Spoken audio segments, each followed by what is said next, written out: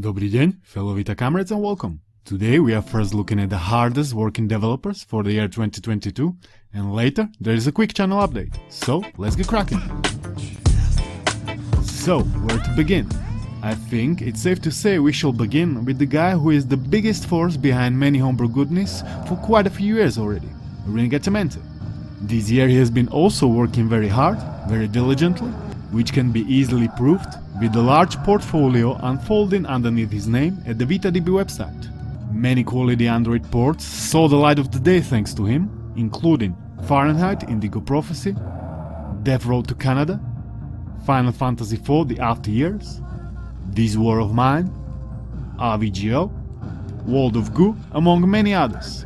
He has brought many other native ports, with the most notable ones being Blood, Doom 64EX, Zelda 3 Link to the Past, Duke Nukem 2, Chroma Rally. By the way, I have featured many of these games plus much more in my PS Vita Ports award video for 2022. Go and check it out after watching this one, of course. And like and subscribe if you are enjoying this content, cause there is more to come.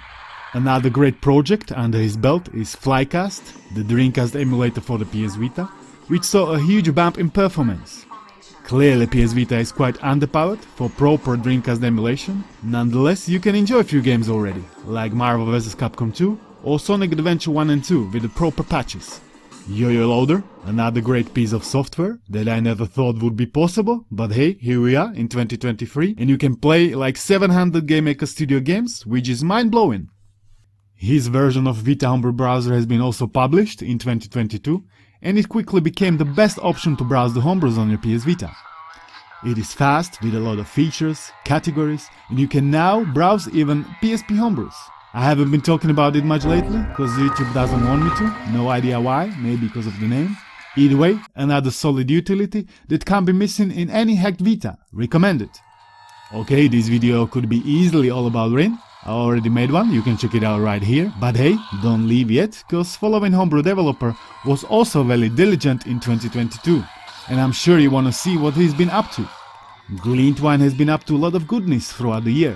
Prehistoric 2, Oz Octave, Baba Is You, and most notably ports of Dead Space Mobile and Mass Effect Infiltrator. These are all very quality ports that you can have a lot of fun with. When he decides for something, it's usually something big and worthwhile, like we can see at his Patreon, where he made a post of what's coming next. There is some interesting reading, so go and read through it. He is working on some exciting projects like YouTube clients and definitive guide to PS Vita homebrew development, which will help aspiring devs to actually become one, which is great, because I'm seeing these questions all the time. How can I port this and this game? So soon I'll be able to point them in the correct direction. All of this information can be found on his Patreon, which reminds me, if you want to support any of these developers beyond the usual means, you can always do so on their Patreons or whatever else they have set up. Also, don't forget about the bounties that serve as a great incentive for them to begin some project. I will leave all the useful links down below, like always, go and have a look. And now, the third name of the most diligent dev is the Northfear. In 2022, he brought some top-notch ports like Heroes of Might and Magic 3, Fallout 2, System Shock, and Rise of the Triad. He is always bringing some retro old school gems to the table, and cause of that I'm a big fan of his ever since he released Red Alert and Warcraft.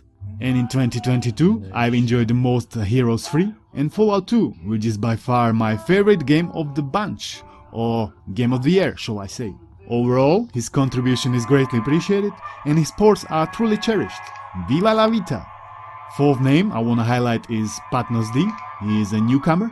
I've seen first port from him in like mid-2002, and ever since then he delivered quite a few good ones like Alto's Adventure, Kindergarten, Chameleon Run, Silent Age and Paco Forever, which proves my point that even newcomers can deliver, which I'm truly fond of. His ports are mostly Unity decompilations, but that doesn't really matter, cause they are fun to play. There's been also a bunch of other developers working hard throughout the year, like Hatawin, Sonic Master and so on. Huge thanks to all of them.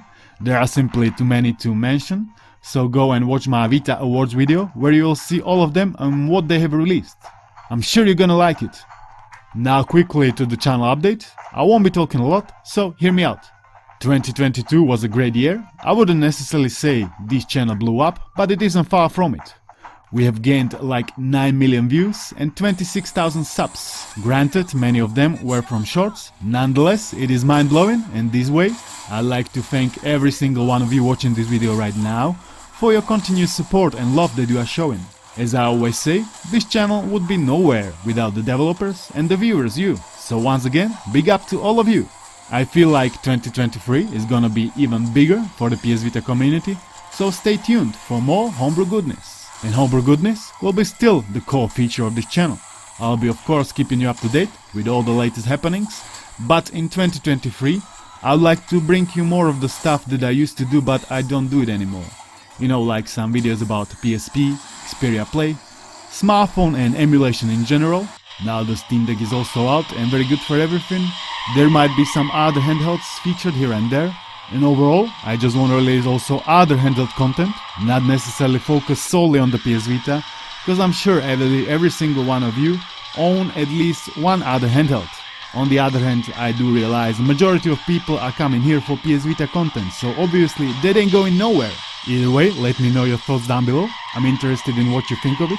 If you are enjoying this content, like, subscribe, share. If you are feeling generous, join, which will in turn allow me to create even more content for you to enjoy.